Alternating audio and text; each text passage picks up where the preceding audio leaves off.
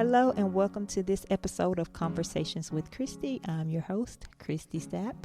On this podcast, we talk about everything as it relates to how God has shifted and moved things in our lives. Today, I have a special guest, my husband, Keenan, on with me. And we are going to be spending a few episodes telling you about some very important moments in our lives. Today, we are going to be talking about an episode that I had of postpartum hemorrhage and how we kind of overcame that. So, hello, husband. Hey, wife. How are you? Doing well. Thank you so much for being on the show today. Well, thank you so much for having me. I am honored and blessed to be invited onto your show. I feel more blessed and honored to be your husband. But I just think what you're doing is awesome. This is something that you've expressed to me that you've wanted to do for a long time, and you trusted God and stepped out on faith, and now you're doing it. I just love those first few episodes, and now I get to be a part of it. So I'm really looking forward to it, and just really excited to see what God does with this moving forward. Well, thank you so much. That's very sweet, very kind words. Well, you know, that's what I do. That's 9 years in. That's what I do. Well, I thank you. So today, like I said, we're going to talk about postpartum hemorrhage and just a fact that I pulled from the National Institute of Health about postpartum hemorrhage is that it's the leading cause of morbidity and mortality in childbirth. It only occurs in about 1 to 6% of all deliveries. So that's pretty big for us, considering we had this happen to us. I say it happened to my body, but I say it happened to us because this is pretty much a story from your perspective. So we had other things going on before this, which we'll touch on as well. But I mean, we just kind of have to go back in the story a little bit before we even get to the birthing story of our second child. So this postpartum hemorrhage happened after we had our second child, Ava. We have 3 girls, as I've said before in my other podcasts, but this was after the birth of our second child. So I'll just kind of let you start in on what happened before we even got to the delivery room, which was pretty huge in itself, right? Right. So, you know, just help me fill in the blanks, my love, because, you know, there's a lot of things in there I may forget that you do remember, so help fill it in. Okay. So we'll rewind back into 2020 first. So, of course, it's pandemic year. But I was working on my master's at the time, and during probably in 2019, maybe even 2018, I had personally, physically, was starting to have some pains in my stomach, and those pains started off probably on a scale of 1 to 10, probably being a 5 or a 6. And, you know, me being a guy, I'm not going to worry about it. I'm just going to push through it, not really thinking too much of it. But as time progressed, it got worse and worse and worse, to the point where on a scale of 1 to 10, it was probably an 11. Excruciating pain in my stomach, in my abdomen area, not consistently all the time, but a lot of the time. It was never anything that I revealed to you right away. However, not right away, but your wife is a nosy nurse. Yeah, that's a good one. Nosy nurse. I think we need to get a T-shirt made specifically that says nosy nurse. I think moving forward, I might get that for you just as a surprise gift. So my wife, being the nosy nurse, which we'll coin that term, that she was, she started inquiring, and, you know, at first I was reluctant to say anything. You know, I'm trying to be a guy. Yep, I'm asking all the questions. Yes, I'm seeing things even though you're trying to hide it. Right, and probably one of the bigger things for me is that I was losing weight, a massive amount of weight, because I didn't want to eat, because I was starting to find that as I ate food, I had less pain and less episodes of it. So I was losing weight. Fast forward to probably October, maybe of Yeah, 2020. it's probably October, November, November-ish. beginning. The pain just gets to the point, and my wife is so concerned that we're like, okay, hey, enough is enough. We need to go see a doctor about this. And so, and I'm pregnant at this time. Yes, that is a key moment here. Now, keep in mind, she is very pregnant. At this time. So I go in, see my doctor. They do an X-ray, and they're like, "Oh my gosh, your colon is abnormal. We're gonna probably need to go have another scan because I think this is serious. You might have to have an emergency surgery." So it was like 2 weeks later, I Like think, 2 something weeks like later, that, yes. when you had the scan. Yeah, and I had a scan done, and they were like, "Oh my gosh, it's abnormal. You're gonna have to have a scan. Do you have any idea how this may have happened, Mr. Sapp?" And I'm like, the only thing I could think of, because they said it had to be some type of traumatic hit or impact that probably caused this to happen. And I said, the only thing I've ever had in my life that was jarring was when I played sports. But that was years and years and years ago. And so that was the only thing I could wrap my finger on how that might have happened. So before I have this emergency surgery, we get a second opinion. And that second opinion says, well, it's not an emergency. We can hold off a little bit, but you do need to have some type of surgery done. Yeah, because by the time this was all said and done, it was like dang near Christmas time. Yes. So keep in mind, this started in October-ish, November. I think it had to be November because it happened pretty quickly after you got the second scan. Yes. And with a second opinion, rather. Pretty fast. And so on the 30th of December of 2020, I get ready to go in and have my surgery done. And this is the first surgery I've ever had. So there's a lot of stress with me. And I can't imagine the amount of anxiety that's already on my wife at this time because she doesn't really know. And then she's trying to figure out how. So before I have my surgery, my father-in-law comes in town, her dad. Yeah. Thankfully, my dad is retired, and he was like, right in action. When do I need to be there? What do I need to do? Man. Yeah. Your dad, man. Awesome. Yeah. And so he came, dropped everything. He's in Tennessee. Drops everything, hits the road, or does he fly? He comes in. We flew him in. Yeah, we flew him in. Fly him in, and he's here at the drop of a dime, and he's here to help. So go and have my surgery on the 30th. And I'm very pregnant at this time. Mind you, our child was born in January. Yeah. So I'm very pregnant at this time and still having to deal with like the anxiety of you having this major surgery. So you had to have part of your colon removed. Yes. And so I had my surgery. Doctor's like, hey, we just need to see signs of you trying to get up so you can get you out of here as soon as possible. Now, keep in mind now, this is rolling into the 31st, so we're on New Year's Eve. Yeah. I'm up so that was just nothing but a word. I got up out that bed and started walking up and down them halls so I could get out. And I got out in about 24 hours or less. I got out on New Year's Eve. Yeah. The 31st, I was home. Yeah. And again, my father-in-law was great. Yeah. Fantastic. Yeah. He was watching Zoe for us. He was cooking, cleaning. He was doing all the things. He had jumped in action. So I was pretty under with the medications and everything. And so I'm trying my best to get better because we know we're having a C-section, our second, because Zoe was a C-section. Ava's going to be a C-section. Yeah. So we already knew January 22nd, 2021 was going to be the day. We knew that. Yes. So I'm like, okay, well, I got these weeks to get better. So I'm nursing myself back.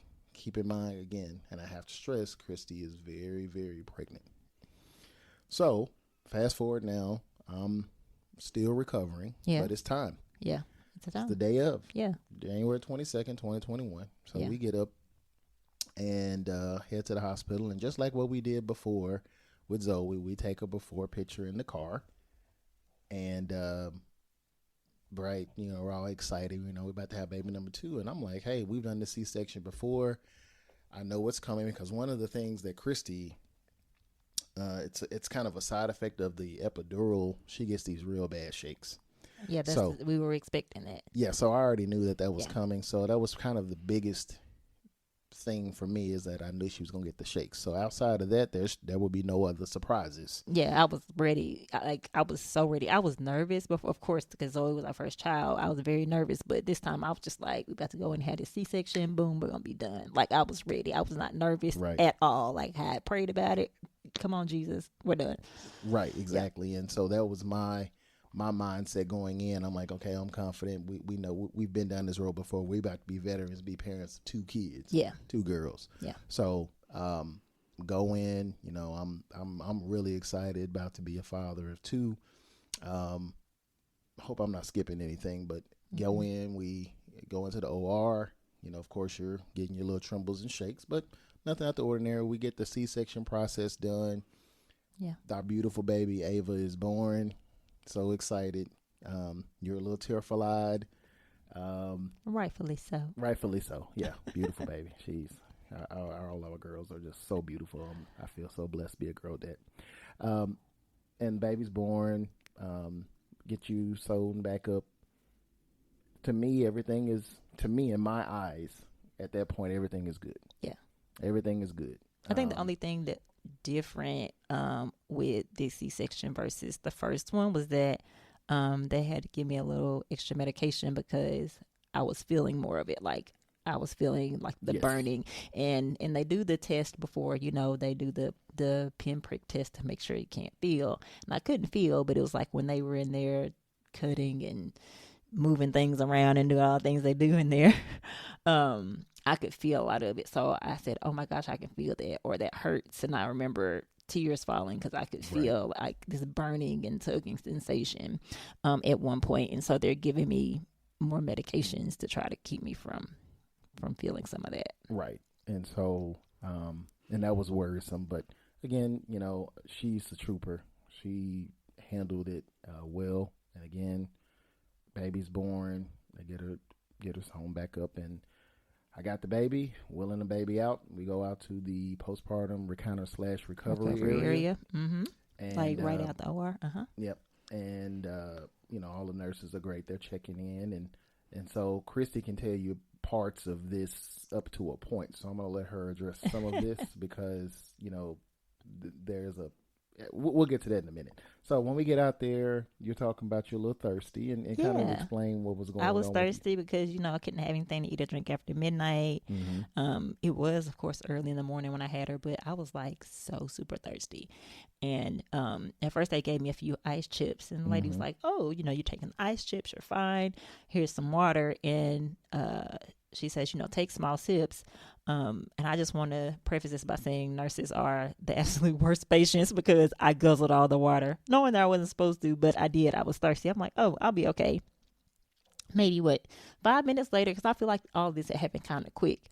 5 minutes later, respiratory therapy comes, and she's going to explain like the incentive spirometry to me. And if you're not medical, that's just to kind of help you breathe, help your lungs expand after you have surgery. So she's coming to the bedside to explain to me, and I remember telling her, I feel like I have to throw up, you know, and she's like, oh, okay, you know, we can get the nurse to get you something. And I think I said it again. I don't know. It kind of gets a little fuzzy to me in here, but I think I tell her again, and then like everything goes black.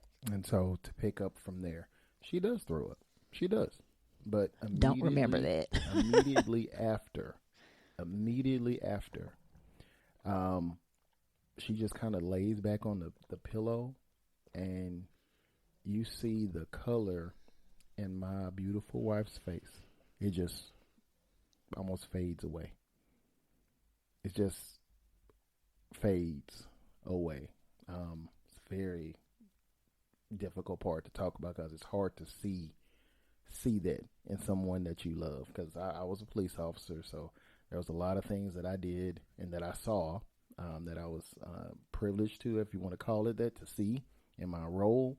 But it's different. It's totally different when it's your wife, the woman of your life, you know, that God has promised you, and to see the life go out of her face, the color go out of her face, and then to see just a massive amount of blood, just to be graphic here, on the bed.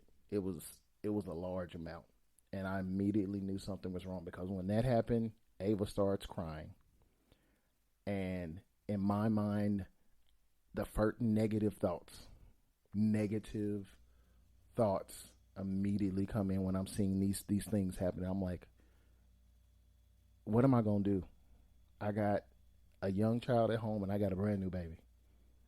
And so not without my mind even fathoming what was happening to you, my mind is going to the negative already, and the enemy was attacking me.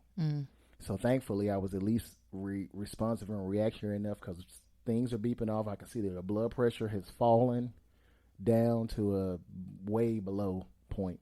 Yeah, I remember the doctor telling me after the fact that it was like 50 over 30. Yeah, it was. Yeah, so alarms are going off, and I'm calling for nurses, and nurses are coming. Literally, their station is like right on the side of our curtain, so they're coming in.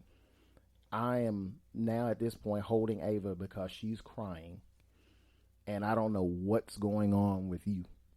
I have no idea.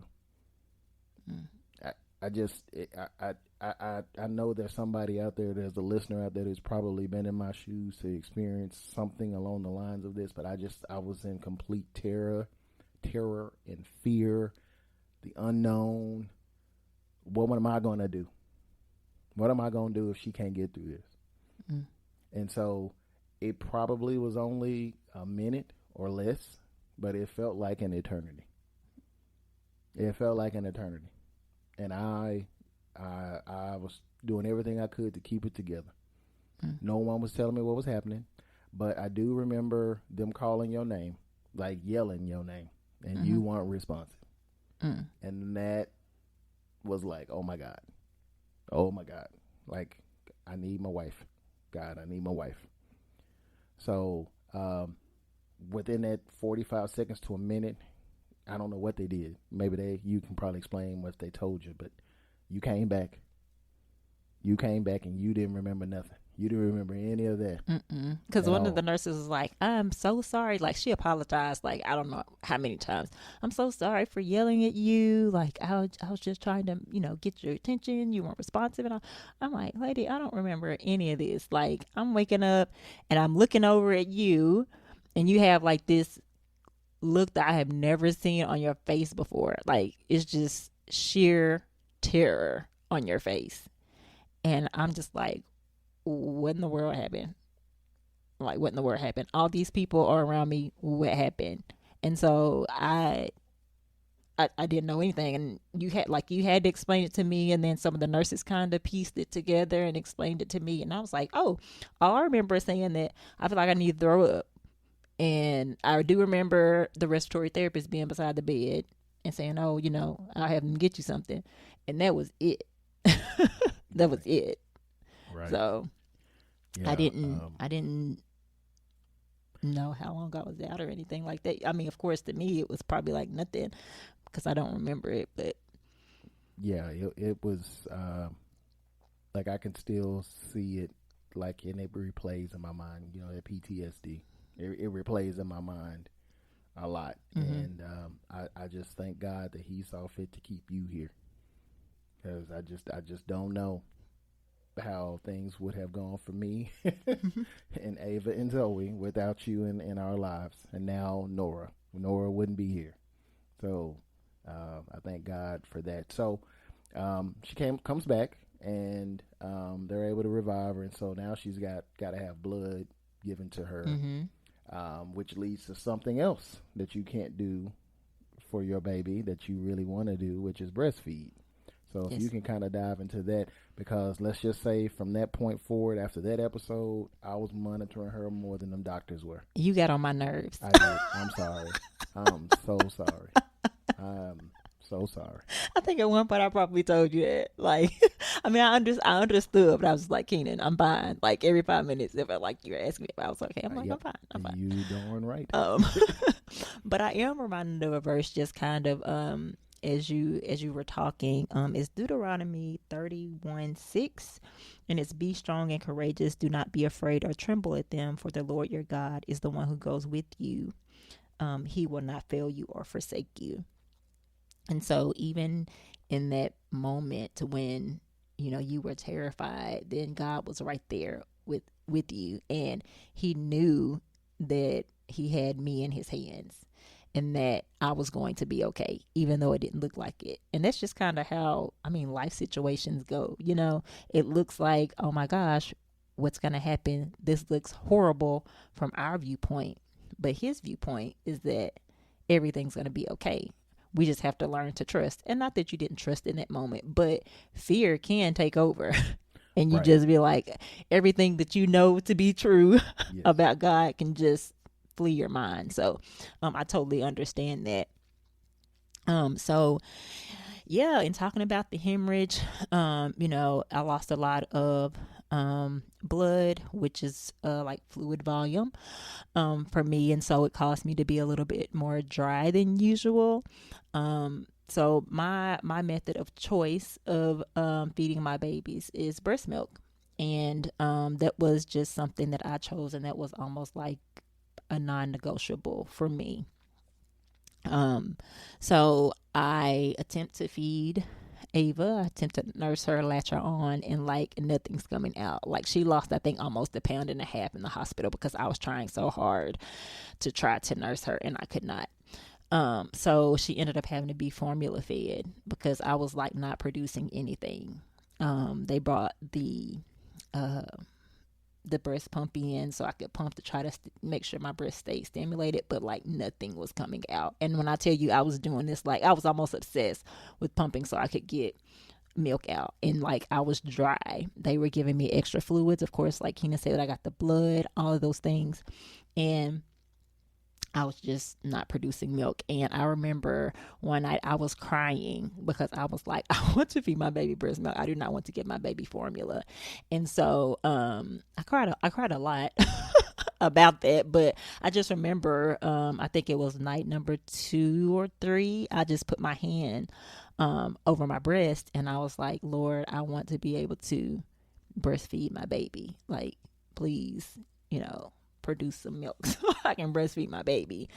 And it's one of those things that didn't happen right away. So they sent us home with formula, and so we were feeding Ava formula the first few days of her life because I wasn't producing.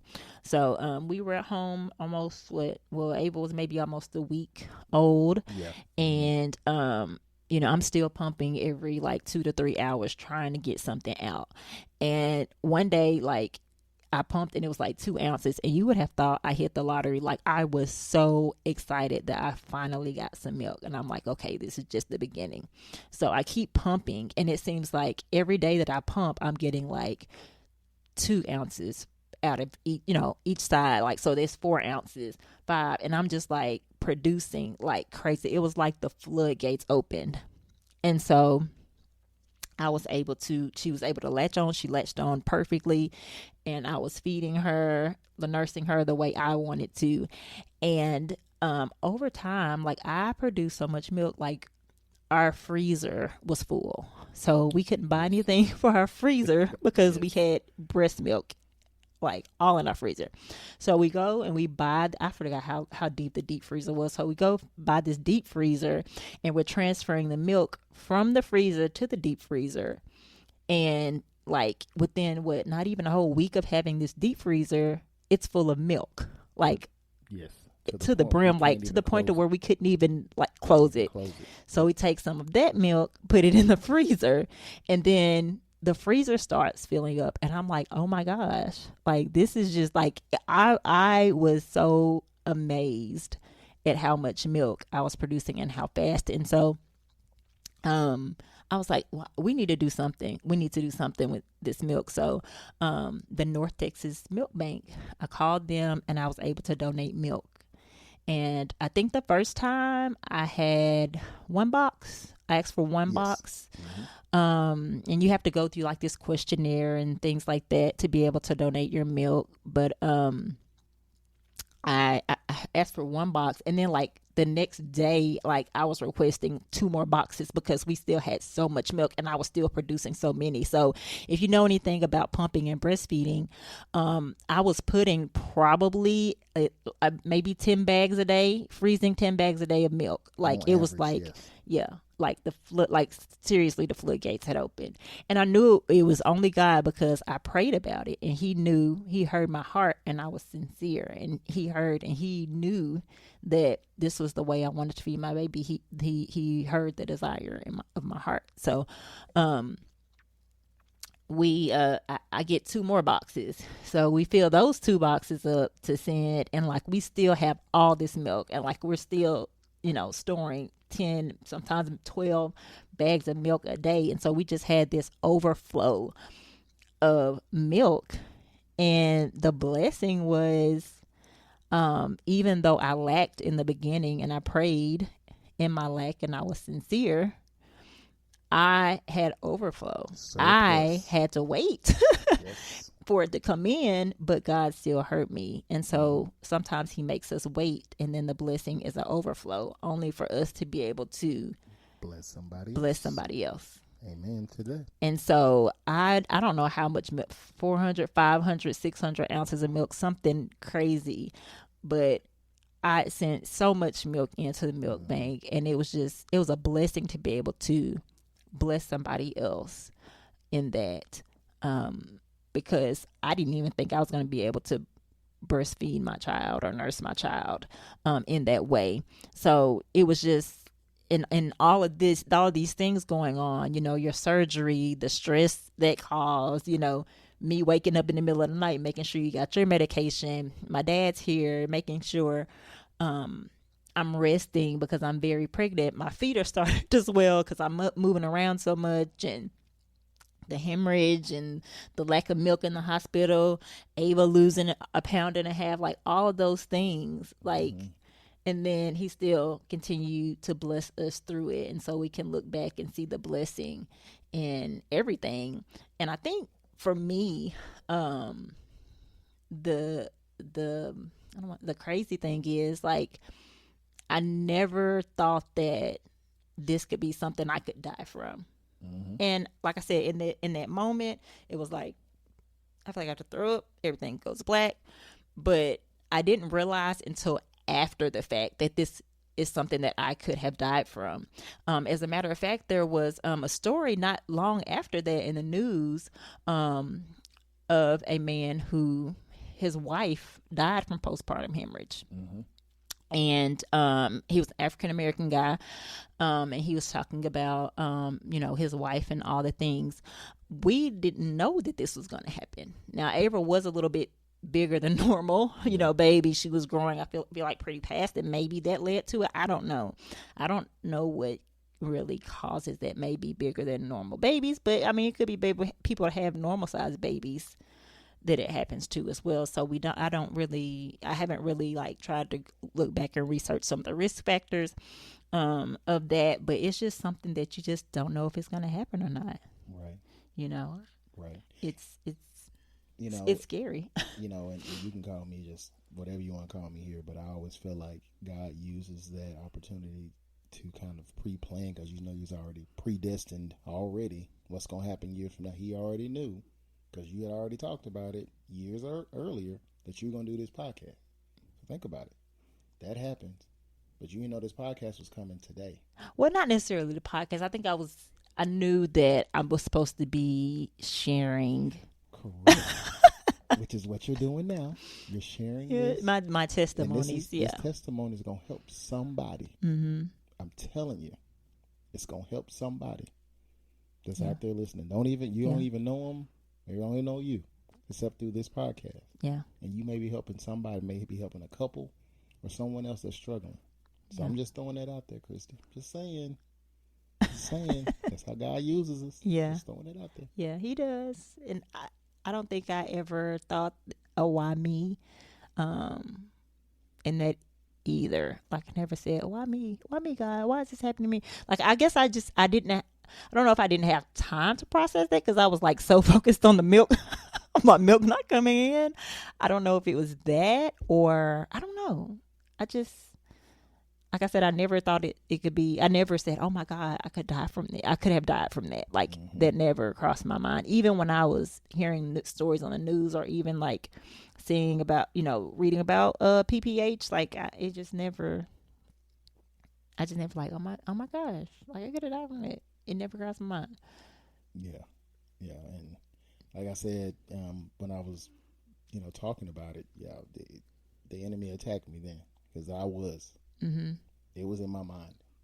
That was there. It was at the front and center, and thankfully, God saw fit for you to still be here because it was negative. Yeah, I could not imagine what it would have been like just to see that. Like I couldn't imagine at all. So yeah, I don't know. I couldn't imagine. Well, we're thankful you're here. So, yes. Me and Zoe and Ava and Nora and all of your friends and besties and family are thankful you're here. Yeah. and none of our family, like my dad, I think you told my dad that night, but I think we waited like to the next day or something to tell our family. So really it was just a few people that really knew that even happened to me. I mean, until now. Until now. And then I kind of share with people, here and there, but it's just a few people that we told that this even happened. Yes. To us, because a lot of people close to us knew that you had surgery too, and I was very pregnant. So I mean, we had a lot of people kind of praying for us anyway. But yeah, I mean, just a lot of stuff in a little bit of time. Like in 3 weeks time, all this stuff happened, and we have healthy, beautiful children despite all of those things we went through. So that's a blessing. Indeed. Yes. So anyways, thank you so much, husband, for coming on and reliving such a traumatic situation.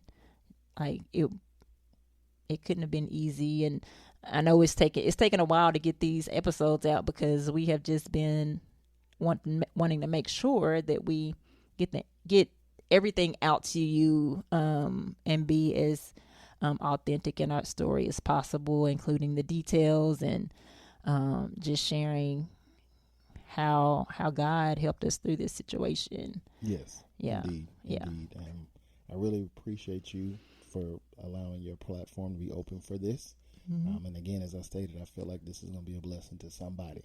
If nobody else, it's a blessing to me because I get a chance to just talk about it again and get it off my chest. Yeah. Because it is a weight, unfortunately, that I've carried and something that I'm praying about daily to help, God to help me navigate that as your husband and as a father and as a follower of Christ. Yes.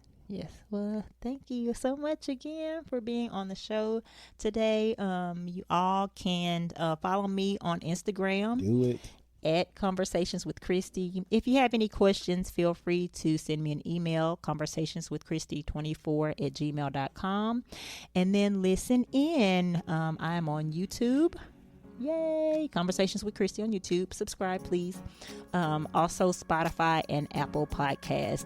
Thank you so much for listening, and you all be blessed.